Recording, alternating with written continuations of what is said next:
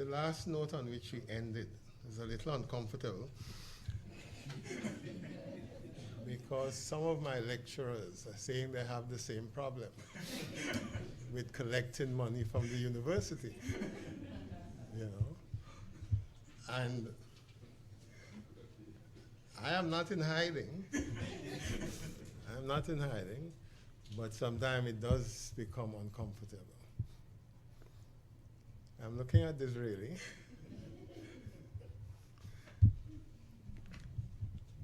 We have a youngster now. I mean, considerably younger than the first three presenters. That is Mr. Lewis.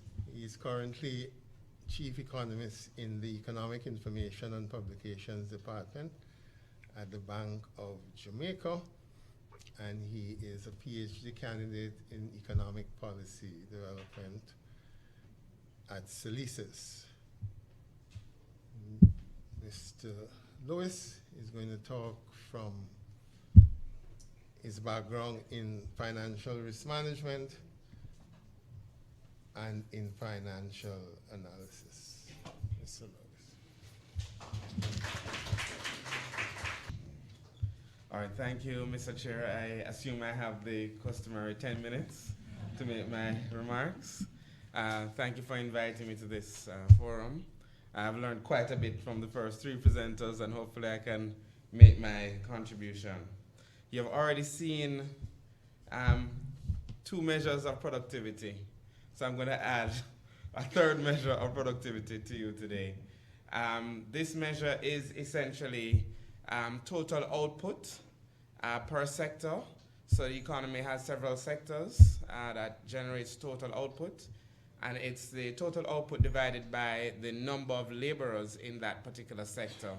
And then we take that number and we compute a growth rate. So you're looking at the change in the ratio of total output to labor in each sector. We have an aggregate figure, so this line in the middle, which I believe is pink, gives you the green. Okay, I trust the ladies. Which is green, gives you productivity as by this measure over time for Jamaica. And as you can see, it has, during the global financial crisis, it took a big hit. It recovered somewhat 2008 into 2009, and then has been declining between 2010 and up to 12, with a recovery in 2013. So the good news is that GDP productivity, labor productivity by this measure grew by 1.2% for 2013, recovering from a negative 1.2%. The sectors that would have contributed to this outturn, or positively to this outturn, include hotels, restaurants, and retail services. The mining sector, that was 10%. Agricultural sector as well had increases in productivity, and you know that there were several initiatives in that area. The areas that did not contribute to that were, as you would have been mentioned earlier by a presenter, manufacturing, which declined by 7%, real estate and business services 11%, and construction 3%. So over the last 5 years, just to give you a sort of a trend, productivity has grown by less than 1%. And so by the earlier comments, if you take the average over the last 5 years, productivity has grown by 0.88%. So therefore, it's going to take us 40 years by the metric that was given in the first presentation for us to see any significant growth in output. The average, or what you notice from this graph, this is a sectoral breakdown. But what I want to take away, I don't want you to get absorbed in the actual numbers. What I want to point out is that there's no sector that has consistently shown growth in productivity over the last 5 years. That's the takeaway. And for economy to grow, what you need is sectors that are consistently performing and consistently growing in terms of productivity, labor productivity that is. And that, therefore, is the context in which this presentation is taking place. So what are the 101 from an economic perspective? Why does productivity matter? Essentially, if an economy has low productivity relative to its competitors overseas, then they will not be able to price their goods competitively. And if that happens, then essentially customers are going to be, those who reside in Jamaica are going to be importing cheap goods, and when they want to export, they're going to find themselves not being able to compete with the competitors abroad. When you juxtapose that sort of fairly simplistic argument with the fact that if you want to import a commodity, you need foreign exchange. And the only way to get foreign exchange, you have three ways. You can export to earn that foreign currency, you can borrow to earn that foreign currency, or you can depend on transfers, current transfers or remittances. And what has happened in Jamaica is that we have depended a lot on borrowing and transfers. And these are not sustainable ways, particularly because of the ways in which we use those borrowings. Nothing is fundamentally wrong with borrowing, but you must be able to have a return on that borrowing over time, and that feeds directly back into productivity. There is a broader context as well for this. We have been running negative current account deficits for several years. And some of that is natural for a developing country where your savings pool is not enough to finance the investments that you want to undertake, whether those investments are in road infrastructure, buildings, etc. So that's not the issue.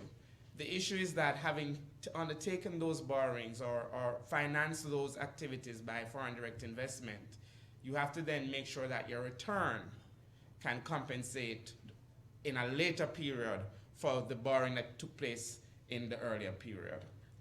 So I'm saying the current account deficit, there are reasons for it, but again, you get right back to the issue of productivity, because if you borrow today, you must be able to generate output tomorrow that can compensate, more than compensate for your borrowing, with some residual so that your economy can grow. So what are some critical areas that I think HR persons need to bear in mind when they think about productivity? One is that innovation is critical for productivity, but innovation must be thought of not as a one-off event, but it must be thought of as incremental. So that means that productivity enhancement must become part of the work culture. It must be part of the DNA of any organization. Organizations domestically must see the generation, adaptation, and diffusion of skills in its organization as critical for its survival. Because if those are absent, then it's not going to be a going concern. The doors cannot remain open. Continuous learning and implementation of new learning must be the hallmark of the organization. And therefore, where you're sitting as HR specialists, you must be able to reinforce this as a core value of the organization for its own sake. And I know when there's a cash crunch or there are difficulties in terms of budget, the first thing that tends to be hit is training. But there has to be a sort of the HR departments have to push back on that and point out that if you're always in survival mode, then you're not going to survive. That essentially, businesses have to be going concerns, and as going concerns, they constantly have to be reinvesting in themselves and reinventing themselves to survive in this very competitive international environment that we're in. So I think I've summarized the points here without reading them through. Skill sets, both hard and soft skill sets, need to be inculcated in staff. Hard skill sets include problem solving, and I put creative problem solving. Because oftentimes when an issue comes up, persons say, but we don't have, and there's pushback. We don't have access to this, we don't have access to that. Those are problems. That's a context in which the solution is being found. But it's about adapting. So to use an analogy from sports, each athlete is going to have an advantage and a disadvantage in terms of their own physical makeup. It's up to that athlete to choose ways to optimize their natural endowment and minimize the disadvantages. So in football, Messi is going to have a different football style than, say, give me another name, Ronaldo. They have different bodies, they have different structures, and so therefore they're going to have to use that. One has a low center of gravity and one has agility, speed. They have to use their advantage. And when you apply that to an economy, in terms of competitiveness, the analogy there from a conceptual perspective is comparative advantage.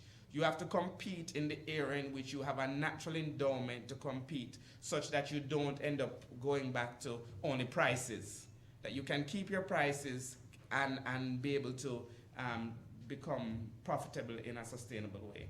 So problem solving, collaboration is becoming increasingly important in organizations. Not just working in silos in your particular area, but workers who can understand the business as an end-to-end solution to a problem, because that's what businesses are. You know, if you're in a shoe business, you're solving the problem of footwear, right? And you have to solve that problem from an end-to-end perspective. So you need a workforce that can work across the organization. And I'll get to that point a little bit more, time permitting. Communication, conflict resolution, extremely important. And I highlight that because as a hard skill, although technically it's a soft skill, so much because given Jamaica's cultural nuances, the lack of conflict resolution can become a serious deterrent to productivity. Not because persons don't have the capacity, not because the persons don't have the training, but because persons can't work with another person.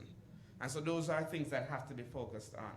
Soft skills, good social skills, leadership, initiative, underlying initiative, because productivity is about growing per unit of input consistently over time, which means that if you did 4 tons of output 1 year, you need to go to 6 the next year and 10 the next year. And that can only happen if you have persons taking initiative. Wrapping up with 2 slides, which I hope remember 10 years from now. The modern laborer, to be competitive, needs not to be a specialist. And a specialist here is on this axis or this quadrant where they have depth in terms of their skills, but their scope for applicability across the organization is limited. We're past the era of specialists where I am an accountant, I am the person who's just security at the door. And I've seen it in organizations now. When you go into a juicy beef, the security guard can tell you what's on the menu. That's important. I'm talking about it has to be applied across industries, across levels, across different types of organizations. The security guard has to be competent to handle things. Now, it has to have limits, and HR has to give powers, etc., etc. But my simple point is that the era of specialists is dead, gone. You will not be able to compete globally if you're focusing on only hiring specialists. Similarly, generalists are very useful because they can do a lot of things across the organization, but they don't have the depth of skill to be able to problem solve creatively and to be able to add value incrementally over time. And so the concept from Gartner Consulting is that the modern laborer has to be a versatilist. And that's someone who has both specialization skills across many different disciplines, maybe 2 or 3 because there are limitations, but also has the capacity to work across the organization. So suddenly your organization is going to be moving into a different type of manufacturing, or it's going to be offering a slightly different type of service. You need to tell that accountant, listen to me, you need to start upselling. There's some sales skills you need to learn and master, because simply balancing the books, if the books are balancing red quarter after quarter, is not going to cut it. And you can't pay the accountant that way. Similarly, for the person who is the person that is the customer facing person, that person has to understand what happens when a client leaves dissatisfied. They need to understand what that means for them personally. What does that mean for their career? It's not a trivial customer who has left dissatisfied. It is the business existence which is at stake. So that's one image, and that's the micro level. And my last slide, which is the macro level, is this virtuous cycle, which I hope I've spelled correctly, cycle of productivity and economic growth. And where I think HR persons fit is fostering greater demand for a multi-skilled labor force. And that greater demand can come from many different initiatives. One is to talk to the educational providers, the providers of education at various levels, and let them know what are the kinds of competencies that you need as a starting point. Because you're not going to get a finished product. I don't care how good, world-class the education is. People ultimately learn by doing, ultimately. And so you're never going to get somebody who, day one, you're going to be able to get the output that you want. But the demand, what kind of labor input do you want for your organizations? If schools are having career services, go and attend and inform them, because someone who's making a decision as to whether to do everything in sciences, maybe locking themselves in to a career path that may not be viable 10 years from now, or somebody who's locking themselves only into, boy, they're pinning everything. In my era, everybody was doing management studies. Everybody was doing management. What were they managing? What were they managing? Everybody can't be a manager. So this is where HR person need to find ways of intervening in the education system and informing students and the provisioners of education or learning of what sort of skill sets are, or what combination of skill sets are going to be adding value. This is what I argue is going to lead to incremental innovation, enhanced productivity, firm profits, economic growth, and then a larger skilled labor force. That's the process. It's not going to be coming from an edict from government that's going to say, we need to do X, Y, Z alone.